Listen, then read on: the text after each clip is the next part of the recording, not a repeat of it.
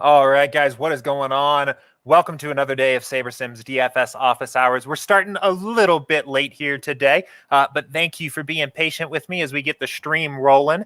If this is your first time watching the stream, first of all, my apologies again for being tardy to this one, but this is a live Q&A style stream where I answer questions from our users about SaberSim, about DFS, whatever you guys want to talk about on the way to becoming better DFS players.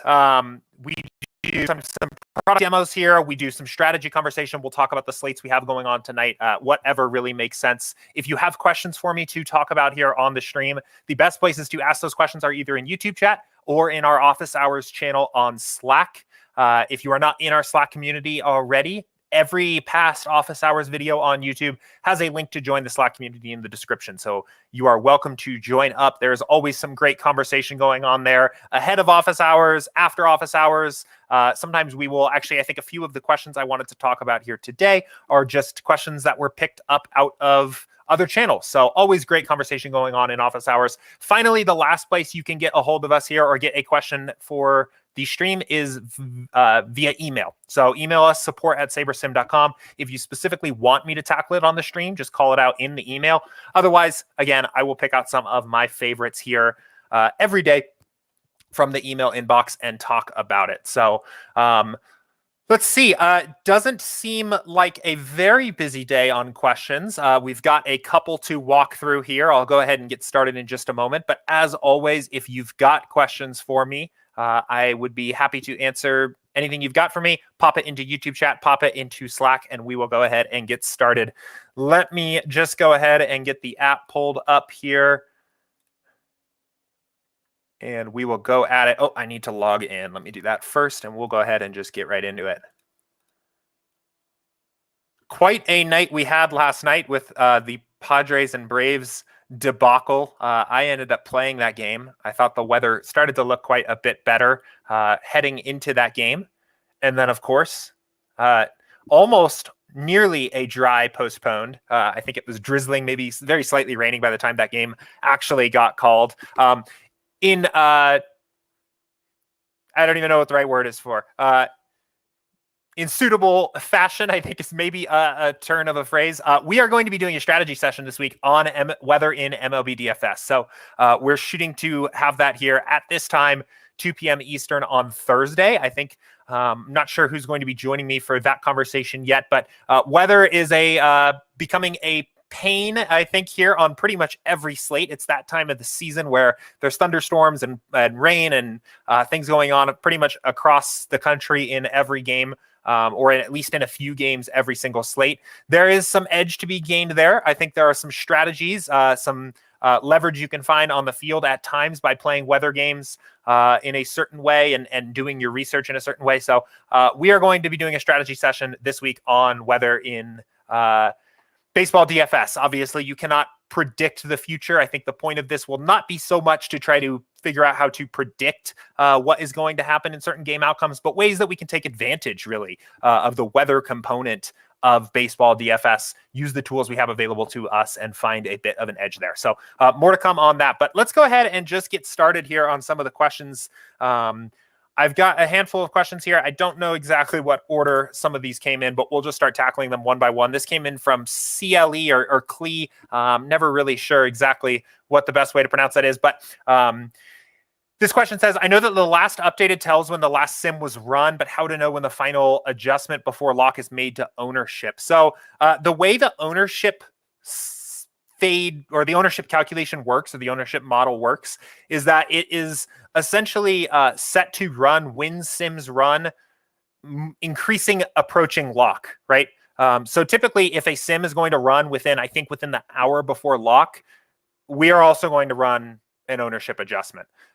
So I would say as you're approaching lock within the final hour, it's probably safe to assume that this last updated timestamp here also corresponds to an ownership update in order to keep the speed of our sims and our model up throughout the day. At something like 12:18 for the main slate tonight, if we get a lineup update and we run a new sim, it may not necessarily be the case that we run ownership again at that exact same time, just so we can get the projections updated as quickly as possible. But approaching the final hour before lock, this is essentially updating anytime you see this updated timestamp change, it's likely that ownership is being updated as well. If a big change comes out, like maybe a starting pitcher that was projected to be very highly owned, I've noticed sometimes it can take a little bit of extra time before that ownership update pops up, right? There can be a little bit of a desync there where the projections update and but the ownership hasn't just yet, but it always happens very quick. We're doing our ownership model checks pretty consistently in the final hour through to lock. So, but great question there. And again, we do have in Slack, so I know this question came from Slack, but if you are not already aware, we do have alerts channels set up in our Slack channels where we will fire off a Slack message anytime we run a resim for a game. And also it's tied into Twitter to pick up game lineups and scratches and updates. So if you are not already in Slack, just another reason to join up, right? This timestamp can be super useful in determining when the last sim ran, but we will actually fire off those messages in Slack as soon as the sim starts. So if you're unsure if a sim is even running, they typically only take a couple minutes. They run pretty fast. But if you're unsure if they're running, if you're unsure if we have run a sim that accounts for a recent piece of news breaking, especially in stuff like NBA, Slack has that information. So great question here. Let's see. Trexter says, I know we're supposed to build lineups to beat our opponent, but man, these chalk scores are bonkers. Yeah, it has been, again, this is, I think, probably some cognitive bias, but it's definitely been a season that is a little friendlier to chalk. At least that's kind of how it feels. I don't have any data to back that up. It's been an interesting year. I do think it's one of those, there's not a lot of parity in baseball this year. And I think that is one way that, there's only a handful of teams that I think are even like really trying to win every night. There's a handful of teams that are just absolutely stacked. Like these Dodgers and Blue Jays and Astros lineups are like almost like 1 through 7, just straight up all-stars. I think baseball always kind of has a tendency to lean that way a little bit, but I think maybe that's part of the reason why we're seeing some of these chalkier teams succeed. But I don't know. There's also, the last couple of weeks, there's been a lot of volatility ever since the sticky substance ban. I think some of the like extreme ceiling performances are starting to crop up a little bit on a slate like last night. Like, yeah, I think it's fine to look at a team like Boston or Washington and say like, yeah, those teams were fairly chalky. And they were the teams that succeeded. But I mean, there were a lot of different ways to go last night. We were talking about it here on stream. I don't think there was that one uber chalk team that kind of dominated the ownership. I think we're going to have a similar slate tonight where like, yeah, maybe the Rockies are popular, Dodgers, Blue Jays, but I don't know if there's going to be one super chalk team. So it's been interesting. But let's see. I know I had another question and then this is a great one. This came in through the MLB channel, actually, and this was from Robert in the baseball channel. Thank you, Matt, first of all, if you're watching here, for sending this one along to me. I think this is a great question for the stream. And he said, I did a test build with 500 lineups, and the winning lineup had a Saber score of 89, which was way down in rank. How do I put myself in position to have that lineup in my final build? Do I fiddle with exposures or ownership? This is a good question. This is a difficult one to answer. Let's go ahead and get a test build fired up here and talk about, first of all, what Robert's referring to. So we'll run our build. And we've talked about it a lot here on stream, but when we ask for 20 lineups, we're going to build 500. That does a few things for us. That allows us to sort the lineups as a whole by Saber score, which means that we can not only build the lineups using the impacts of correlation and ownership fade and smart diversity, but we can also judge and assign a score to the overall quality of the lineups in the post-build process. It also allows us to dynamically edit exposures here. So we can make adjustments to our overall lineup exposures without adjusting or without having to build additional lineups. So a lot of power, a lot of overall cool things going on here. But what that does mean is there is this opportunity for a little bit of FOMO here when you have a lineup. Actually, you know what I really should do? I'm actually going to run one more build here. I know this will slow us down a bit, but I actually think this will be best done in retrospect. So I'm going to run a build for yesterday because I want actual scores in here. So it will just take 1 second here while we allow the yesterday's build to run. But I want to be able to see actual scores. But what I was saying overall is that You can get a little bit of FOMO here looking at some of these scores that maybe are lineups that were in your pool, right? They're in your pool of 500, but didn't make their way into your overall final lineups. We can talk a little bit about how to deal with that here, but let's go ahead and let this build finish up first of all, and then we'll talk about this a little bit. So, all right. Okay. So let's just quickly edit to projections here to see our lineups. And one thing you can actually do when you're looking at past builds here is sort by actual score. And this can be pretty useful. We talked about this as a research strategy before on stream, but it is pretty interesting. You know, we have this entire pool of 500. Sorting by actual score is sorting the entire pool of 500 by the actuals and seeing what we get out of that. So you can see we actually had a pool in our lineup portfolio that scored almost 196 last night. Would have been a pretty good lineup. Probably wouldn't have won the biggest contest, but definitely might have taken down some of the single entries or things like that. Has a Saber score of 91.9. So if we flip back to Saber score, right, our top lineup is always going to be 91.9. Definitely didn't make it into our pool of 20. Our best lineup in our pool of 500 wasn't in our pool of 20. I wonder where it was. I bet it would have been probably somewhere in the middle here. Yeah, so you can see it's not even in our top 50, right? This can happen. I think we talked about this here as a research process or as a review process a couple weeks ago. As you know, there's something to be said about your overall process if you're finding that you're building a lot of lineups in your entire pool that are succeeding, right? Some of this is just variance, you know? If you are... One thing that can be really interesting here is sorting by actual score and just seeing how many lineups that you had in your entire pool that were better than the top 1% of your lineups in your contest, right? Say, let's say the top 1% lineup in your contest was 178, for example, right? So the lineup that scored, that was the first lineup in the top 1%. And if you have 10 lineups here in the top that would have scored in the top 1%, even if you didn't use these lineups, you are outpacing your expectation, right? Your expected top 1% outcome is 5% of 500. If you have 10 lineups, you're doing something right. You're building pools of lineups that have high top 1% equity. And from there's a lot of variance about, first of all, making that lineup go from top 1% to banking the contest. And then secondarily, from actually getting those lineups in your pool. Part of I guess the easiest way I would answer this, right, is like hindsight's very easy to say, oh, I should have had this lineup. I should have had this lineup. But when you're looking at something ahead of time, looking at a slate, apart from talking about the general strategies that we've talked about here before of managing exposure to limit your risk, finding some of these low upside stacks, right? It's hard to say this is going to be the lineup that goes nuts and make sure that it gets into your pool. This is kind of why we recommend that players in their contest selection strategy try to get as many lineups as possible.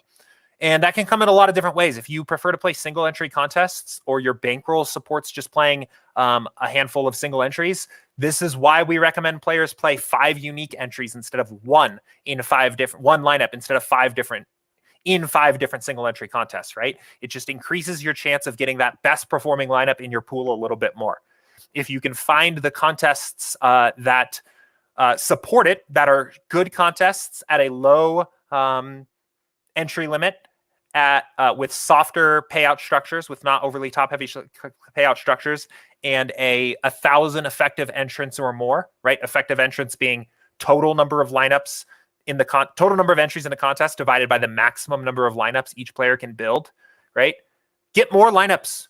Get as many lineups as possible using those general principles. These are the concepts that Andy talks about in his course on our site under resources, strategy, baseball, course, right? We talk about this course almost every single day in here, and it starts with bankroll management and contest selection.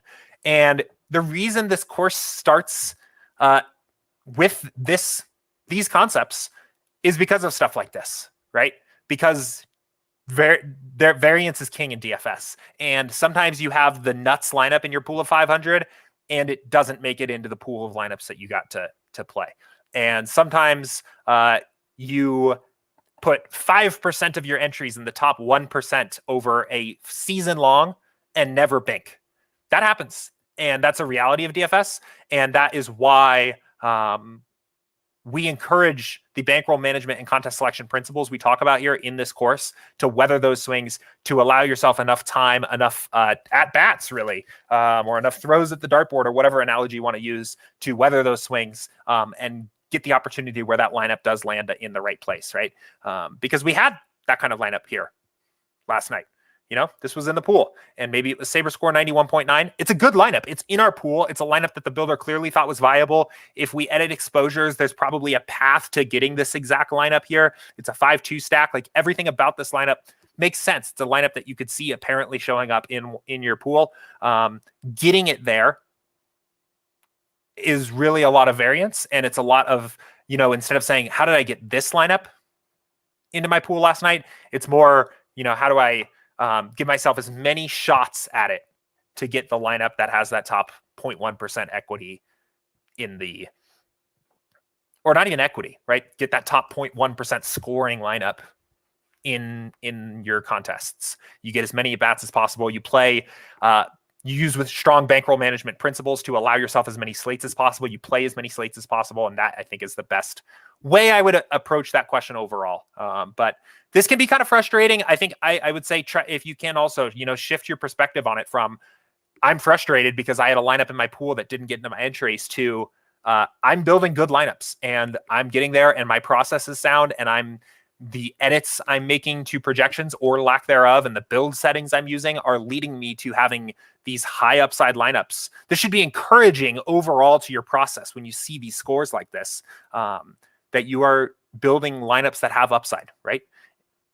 So, and this is the exact, I mean, the slate we got last night is like the exact kind of slate that describes why we build lineups the way we do and why we want correlated lineups and so on. So I'll go ahead and let that one rest there. I think I've talked enough about that question, but great point, and definitely can understand why that can be a little bit frustrating, but I think overall it's a good thing. So got some more questions coming in here. So Paris asked, I play single entry. When I build, should I use single entry limit or does it matter? And if not, why? I would say, you know, as a single entry player, I would start with the single entry limit build settings. They are going to typically up your correlation a bit, pull down your ownership fade a bit, maybe pull down your smart diversity just a bit, right? It's not going to have a dramatic change. So if we look like at a contest of a single size, so let's keep the size of the contest the size of the contest constant, almost a tongue twister there. You can see it's not making a dramatic change to our sliders overall. Ownership tends to condense a little bit more on the single entry, which means we need to worry about fading it less. Like the third and fourth and fifth highest projected owned pitchers are significantly lower owned than the first and second highest owned pitchers in a single entry. Scores are generally a little bit lower when people only have one lineup to work with. So I think the single entry settings are a great place to start. We get a lot of questions about single entry strategy here on stream. I will kind of, again, answer this in a way that I often do and say that your overall approach to DFS does not need to dramatically change in terms of the strategies that you're using between the entry limits of different contests, right? We're still looking to do the same things. We're looking to correlate our lineups by building strong stacks. We're looking to take smart stands on ownership based on fading ownership in higher variance positions than lower variance positions. We're looking to find upside in our lineups using smart diversity and limiting, taking advantage of real ranges of outcomes and ceilings, right? The bigger factors of how your process should adjust are the size of the slate, the size of the contest, and the payout structure of the contest, right? I would say a single entry between 10K and 50K has more in common with a 20 max between 10K and 50K than it does a single entry of 1,000 people. So I don't think you need to get too consumed with I'm playing. This is single entry strategy. This is 3 max strategy. This is 20 max strategy. I think you are better if you're at least going to categorize those things in your head of the way you're thinking about your DFS strategy.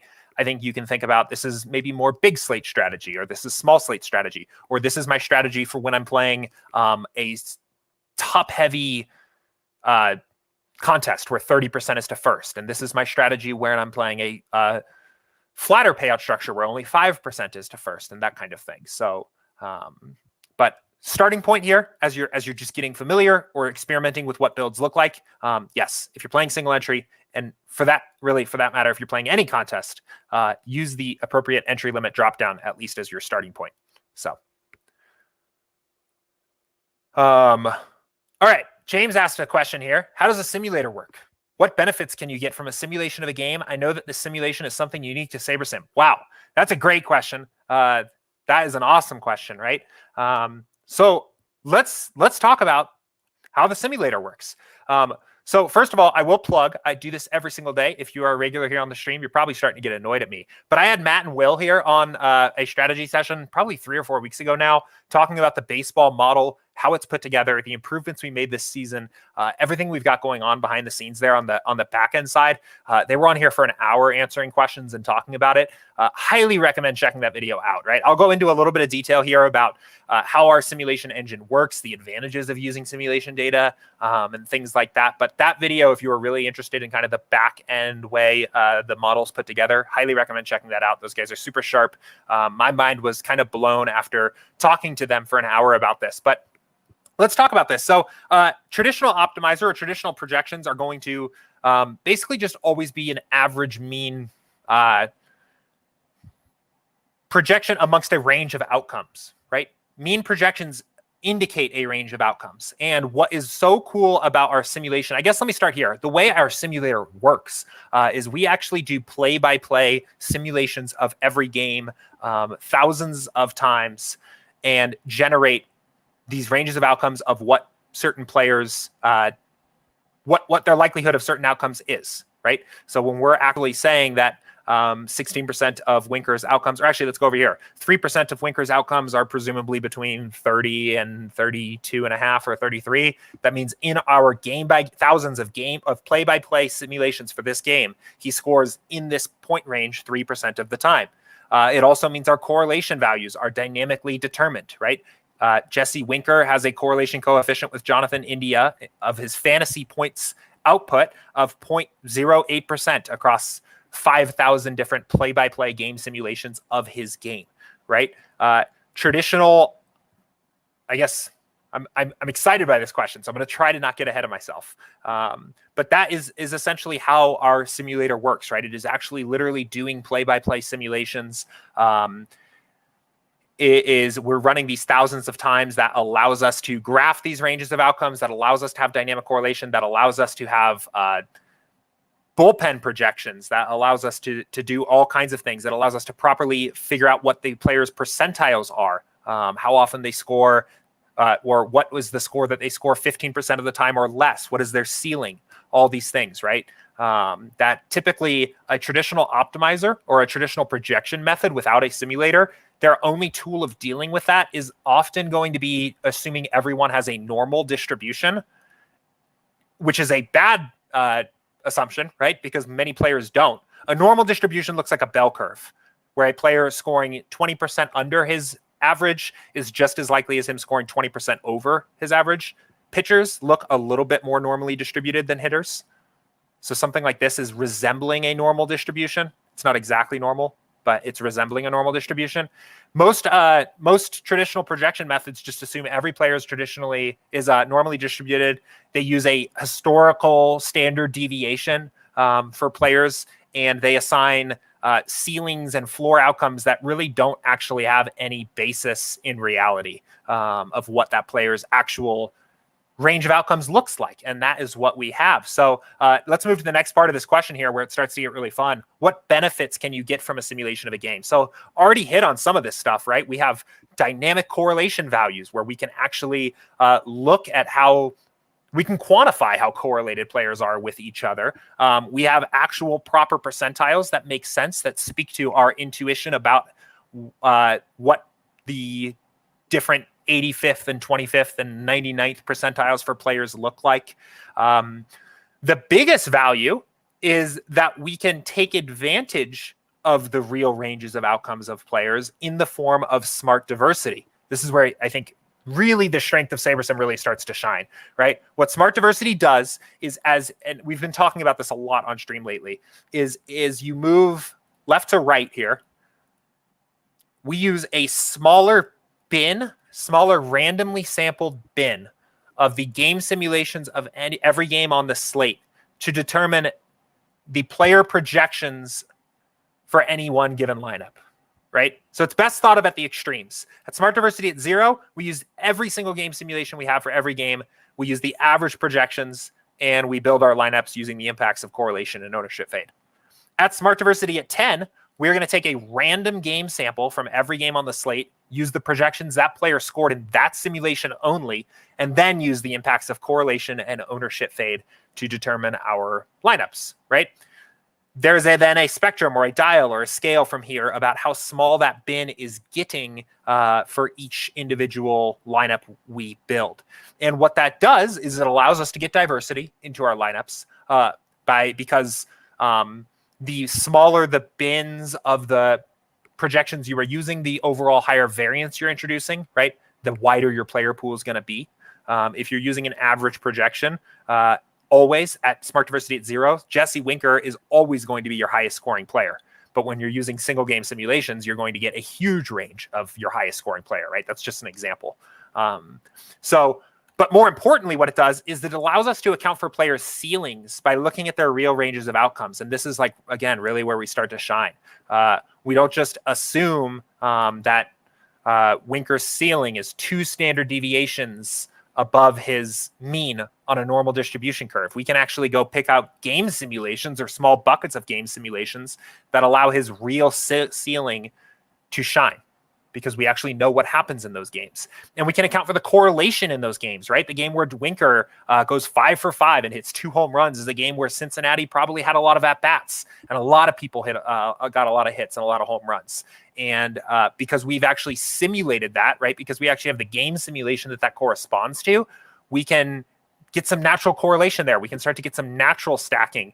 We can take advantage of the actual characteristics of that game simulation or those sets of game simulations rather than just using a randomizer or using an effective randomist that may dice roll Winker on his 95th percentile outcome without any concept or logic of what that impact that has on the rest of the Reds team. So James followed this up saying, when you were just looking at Winker, is that simulation data? Yeah, this is driven from our game simulations. So you're seeing here at the top, right? X-axis is fantasy points and Y-axis is frequency. So you can see, we can actually say that in our game simulations, Winker's most common set of outcomes, and this is true of many batters, is somewhere between probably 3 and 6 points or something like that. That happens 16% of the time. And these are actually by looking at our game simulation data. You can see that there's rounding to 0, but some game simulation where Winker scores 50 points, right? Probably like some 3 home run type game. There are ceiling outcomes here. And you can see these are the actual percentages of how often these outcomes happen. Similarly to correlation, right? These are all of the players that we're finding a actually, I think these are all the players that are in the same game as Winker. And these are the coefficients of correlation that we're finding between 2 players. His most correlated player is Jonathan India, right? What's interesting is he's also you're never going to get a relief pitcher in a main slate lineup, but he's also actually a little bit correlated with some of the bullpen guys for the Mets, right? Probably because those guys only get into the game when the starter gets lit up. So again, there's probably very few game samples of these, so these correlations are not as crucial, but you can see, again, we're correlated here with some of the other hitters in the order, and we can quantify just how correlated and how correlated they are to specific other players batting in different spots of the order, right? All this is dynamic. It's all driven through the simulation engine.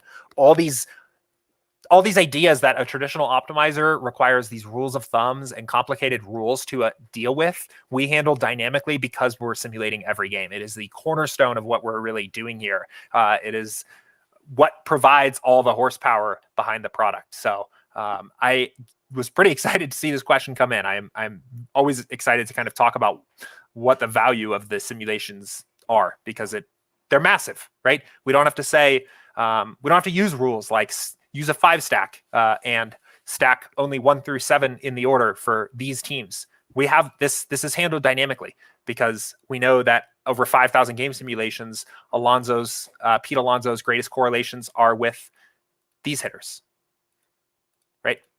And when we judge the impacts of correlation and ownership fade and smart diversity post build by using SaberScore, we get an opportunity to take all of those impacts on the whole as looking at the lineup at a whole. So I know these correlation numbers sometimes, especially if you're familiar with some other sports, maybe look a little low. The important thing to remember is that when you're actually building like a stack, and say you have a Mets stack, and maybe it has Alonso and Guillorme, I don't even know how to pronounce his name, and Nimmo and Dom Smith and McNeil, these correlations stack on each other, right? That's kind of where stack comes from, is that, yeah, Alonso's correlated with all four of these guys, but Dom Smith has his own individual correlations with all these guys, and there's a stacking component there, which is why stacking is so useful. So, but hopefully that was helpful of kind of talking about why simulations are so valuable. You mentioned here in the original question that it's something unique to SaberSim.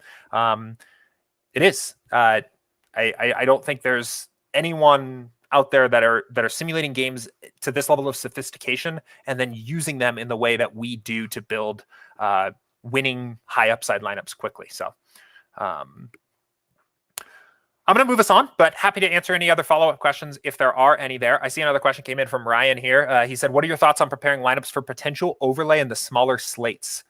That's actually a really good question. So overlay hunting is a bit of a grind. I don't do as much of it as I used to. I think it can be really valuable if you have the time before lock to keep an eye on the lobby, particularly as you're really approaching lock. Also, if you feel like you can build lineups quickly to find overlay, especially looking at like smaller slates, exactly as you mentioned. Chris and I mentioned talking about showdowns last week. That a lot of times some of the showdown contests in the day game showdowns overlay a little bit.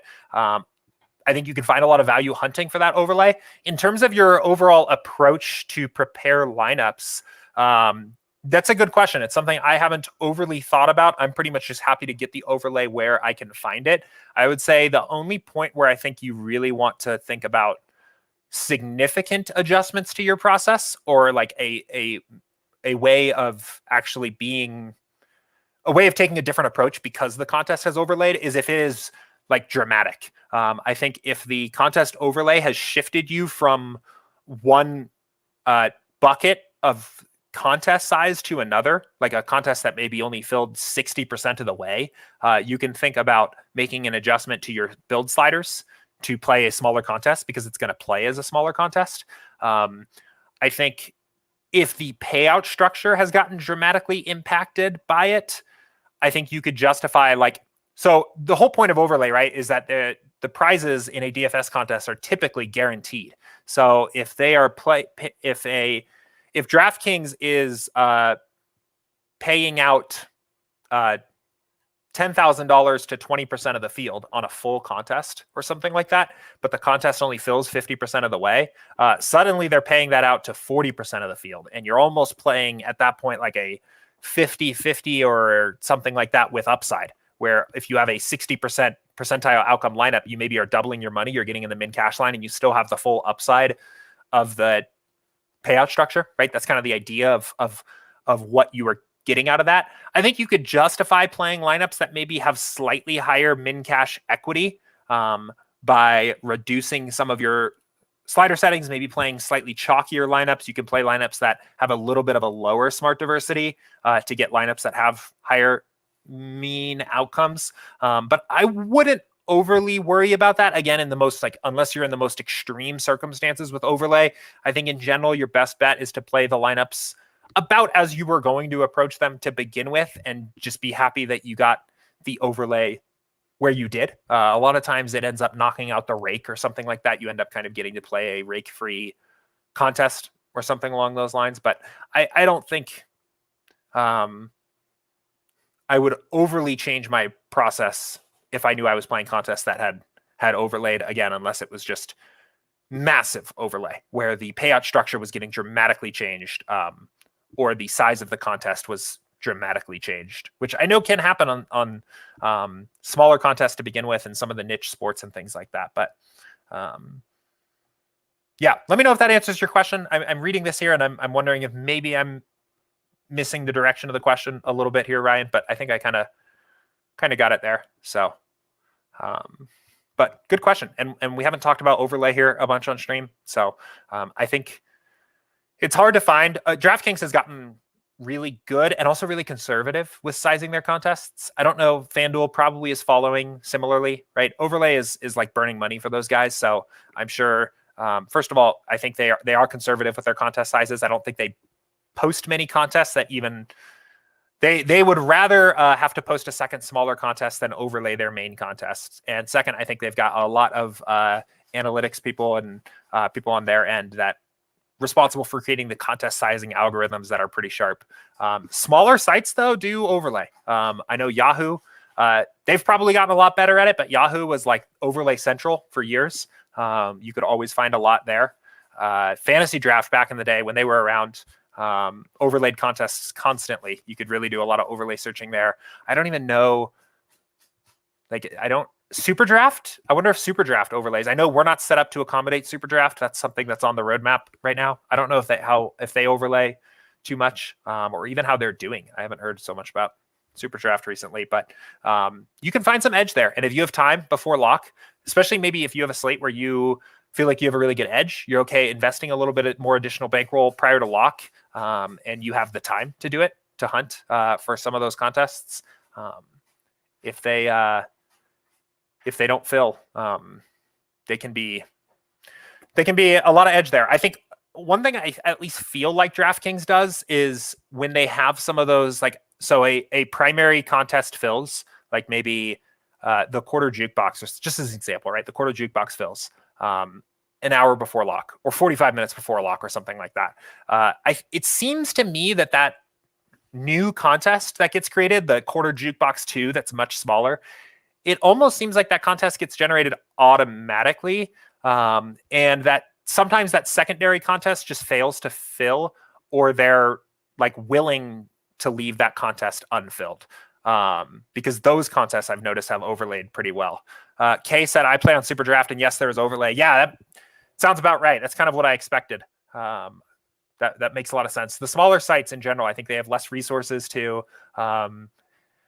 allocate to like coming up with contest sizing algorithms. I think they also have probably more variance in day-to-day who's playing on those kinds of sites. So there's probably a little bit harder to judge. I think in some ways overlay can be a sales tactic too. So the sites are probably aware of that. They're probably okay posting a contest knowing that maybe they're going to eat a little bit of the rake, because then it gets people in the door, and they go online and they hop into DFS streams and say there's overlay on Super Draft. So let's see. James said, I'm still interested in the simulation. How are these simulations done? Is it through some type of software? Sorry, not trying to be annoying, just intrigued by it. That is going to be kind of the end of like my ability to describe how this is done. I think Matt and Will probably can offer a little bit more expertise into like actual, like how the code is written that builds the simulation model. I think those guys would probably be, first of all, I would say definitely check out our video. I think they go a little bit more into depth in that how SaberSim's baseball model works video on that's on YouTube. I would give those guys a nudge in our Slack community if you're not already joined up in there, and see what they think. I don't have enough expertise on like the technical back end side to talk about like how it's done in a sophisticated way, but those guys do. So probably a better question for Matt and Will, and maybe I'll bug one of those guys after our stream here today and see if they have some thoughts that they want to add into the Office Hours channel, or if you guys are watching along and want to offer up some thoughts on kind of the technical side or the technical implementation of the simulation engine. Be interested as well to hear a little bit more about that. But I do know, I mean, it is a legitimate play-by-play simulation of the games themselves. So as opposed to, I think there are, again, I'm going to expose myself here because I can't speak intelligently on enough of this stuff to answer a lot of follow-ups here. But I know there's a lot of simulators out there that are doing like more of like a Monte Carlo sim or something like that. These are legitimate play-by-play simulations of the games that we're doing. So, but good question. definitely interesting. And now I'm kind of interested to hear a little bit more background there. So let's see. I don't see any other questions that have leaked through here. Any other questions you guys got for me at the moment here? It's been a pretty good stream already so far. Thanks for all the engagement here coming through on the YouTube chat. Always, it always makes for a really strong stream when there's questions and follow-up questions and back and forth and people kind of offering up their 2 cents. That's what we're open for here on the stream. We want this to be a bit of a two-way street. Makes it a lot of fun. Keeps it interesting for me too here. But any other questions here for me today? We're at about the 40-minute mark or so. I know we got a late start today, so coming up here at the end of the hour, which is typically where we cut this off. But happy to stick around a little bit longer if there's any other questions for me. Otherwise, we'll start to wrap this up here. But I think that is a good place to leave it. So again, thank you for everybody that tuned in today, whether you're watching me live here towards the end of the show here, or if you are checking out the recording up on YouTube. Thanks for taking the time and watching. Again, if there is any feedback, positive or constructive or negative, that we could use to make this stream serve you guys a little bit better. This is about you guys. We want this to be as useful as possible for you guys. So always open to hearing some feedback there. We will be right back at this again, or I will be right back at this again tomorrow at 2 p.m. Eastern, hopefully on time this time tomorrow. So if you have questions for me that you want me to answer, again, you can email us support@sabersim.com. Get those questions in the queue early. The Office Hours channel on Slack is obviously open 24 hours a day too. So if you wake up in the middle of the night at 3 a.m. dreaming about DFS and have that question just suddenly pop into your head, rush to the computer or open it up on your phone and pop that question into the Office Hours channel on Slack. I'll get to it first thing in the morning. And again, stay tuned for Thursday, hoping to do a strategy session on dealing with weather in baseball DFS, how we can find an edge, how we can leverage weather concerns to hopefully, at least most of the time, come out with an advantage. And yeah, I guess we'll go from there. So enjoy the slate tonight. Enjoy the slate here coming up in 17 minutes or so if you're playing the early slate. And I will talk to you guys tomorrow. See ya.